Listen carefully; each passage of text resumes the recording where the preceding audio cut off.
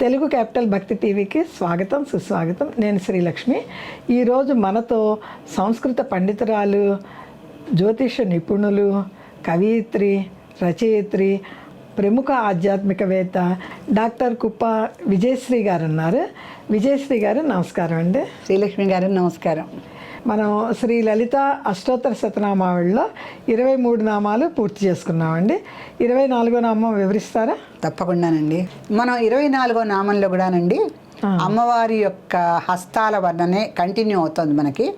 కనకాంగద కేయూర భూషితాయే నమో నమః. కనకాంగద కనక అంగదాలు కనకాంగద కేయూర్ అంత కకారంతో వస్తుంది చూడండి. అమ్మవారిది కాది విద్య ఉంది పంచదశిలో, అది కకారంతోనే మొదలవుతుంది. ఆ కకారంతో మొదలయ్యేటువంటి కాది విద్య అంటారు దాన్ని. ఇక్కడ ఈ నామంలో ఆ కాది విద్య కూడా ఉన్నట్టుగా మనం అనుకోవాల్సి వస్తుంది.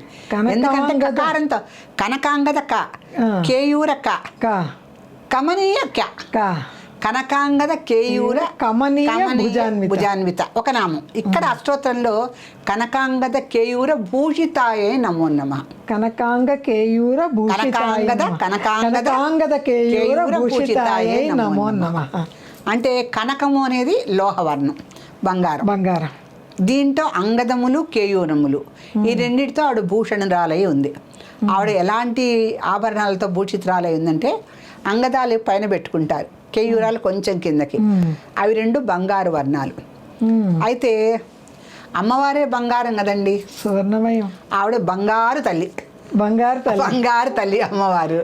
ఆ బంగారు తల్లికి మళ్ళీ కనకాంగద కేయూరాలు అంగదాలు ఎందుకు అంటే, ఎక్కడైనా ఇతరుల కోసమే అమ్మవారు చేస్తుంది.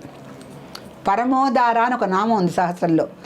పరమమై అత్యద్భుతమైనటువంటి ఉదార స్వభావం ఆవిడది, పరమోదార. అందుకని ఆవిడ ఏం చేస్తుంది, అన్ని లోహాల్లోకి మనకి చాలా అనుకూలమైనటువంటి తరంగాలని, అనుకూలమైనటువంటి ఆరోగ్యాన్ని, దాన్ని ఏమంటారు, కలుషితం లేనటువంటి ఒక గాలిని కానీ తయారు చేసి ఇచ్చేది సువర్ణలోహం. అంటే మనకి ఎన్నో లోహాలు ఉన్నాయి కదా. ఇనుము దగ్గర నుంచి ఇత్తడి, తుత్తునీలయం, రాగి, వెండి, కంచు ఇన్ని ఉన్నాయి. అన్నిట్లలోకి బంగారం అని ఎందుకంటారు, ఎవరిని కంచు తల్లి వెండి తల్లి అనం, మనం బంగారు తల్లి అనే అంటాం. ఆ బంగారానికి అంత వైశిష్ట్యం ఉంది.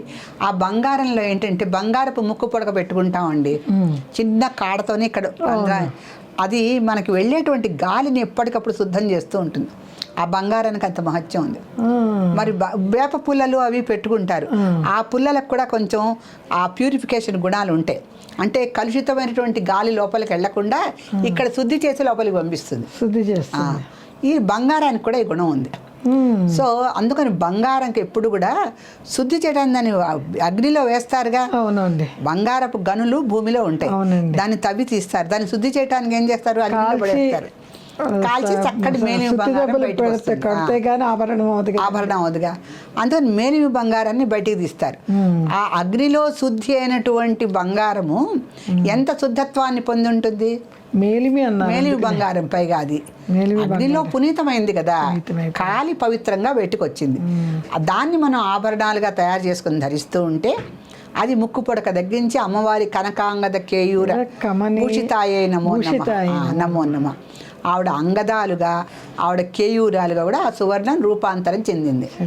ఆ రూపాంతరం చెందినటువంటి ఆ రెండిటికి కూడా సువర్ణాన్ని, శుభ లక్షణాన్ని, విశేషమైన కాంతిని కూడా అమ్మవారు ఇచ్చింది. అంతే.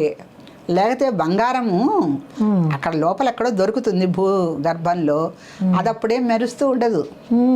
దాన్ని శుద్ధి చేయడానికి అగ్నిదేవుడు ఎవరు, సోమసూర్యాగ్నిలో వచ్చిన అగ్ని ఈవిడ నుదుటి భాగంలోనే ఉంది.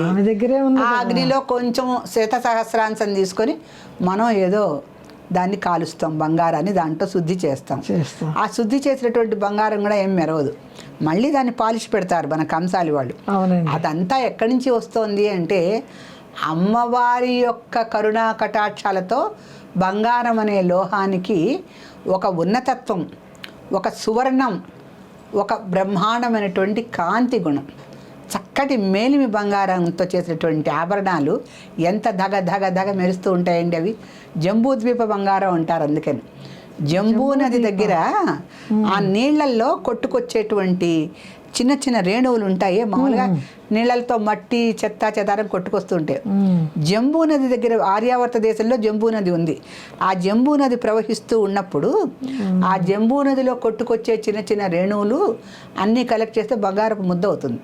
అవునండి, విన్నాను. అందుకని దాన్ని జంబూద్వీప బంగారం అంటారు.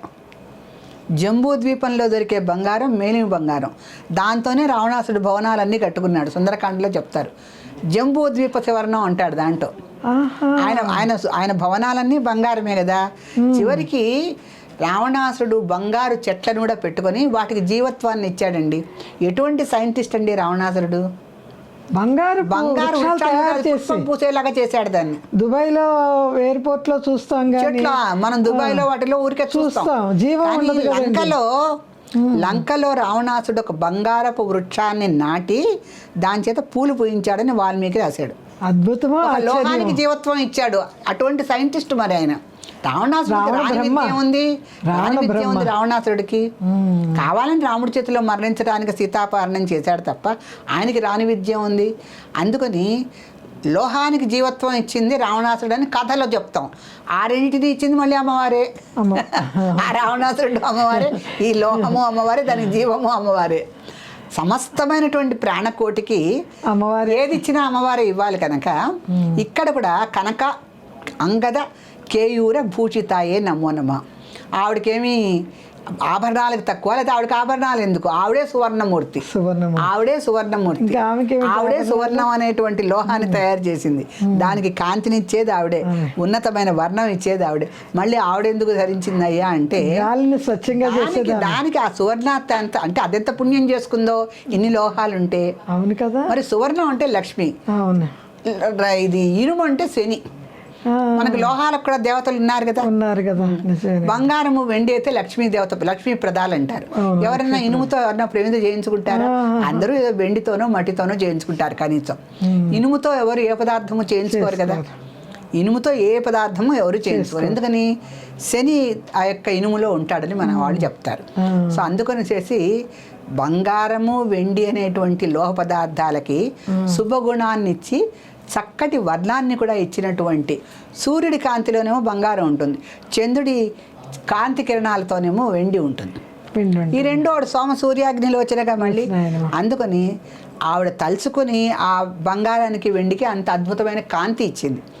ఈ కాంతి ఇచ్చాను అని చెప్పటానికి ఆవిడ కనకాంగద కేయూర భూషితాయే నమో నమ అనే నామంలో ఎంత మునుపు కూడా సువర్ణ కుంభ యుగ్మాబసు కుచాయ నమో నమ అని వచ్చింది మనకి. అలా వచ్చినప్పటికీ కూడా ఆ సువర్ణత్వానికి సువర్ణం, సుదేహం, సుకాంతి ఇవన్నీ ఎవరిచ్చారంటే మళ్ళీ అమ్మవారే ఇచ్చింది. సో మనకి ఈ నామంలో ఆవిడ ఆభరణాలు ధరించటంలో మనకి ఆ లోహతత్వాన్ని తెలియజేస్తోంది అమ్మవారు. సో ఈ రకంగా ఈ నామాన్ని మనం సంపూర్ణం చేసుకున్నామండి. శ్రీమాత్రే నమః. శ్రీమాత్రే నమః.